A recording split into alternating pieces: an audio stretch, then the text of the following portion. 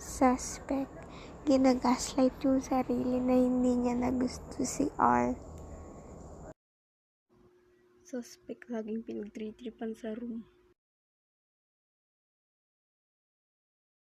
Suspect, laging humahanap ng kapalit ng crush sa Roblox.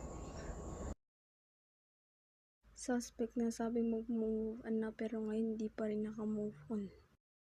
Suspect, mahilig sa mas matanda sa kanya ng ilang years. Suspect, sabi ayaw sa bata pero minahal niya naman yung bata sa kanya. Suspect, sinasabing naka-move on na siya kay R pero sa totoo lang hindi pa. Suspect, laging wala sa mood. Suspect, laging nai-inlove sa hindi pa niya nakikita yung muka. Suspect,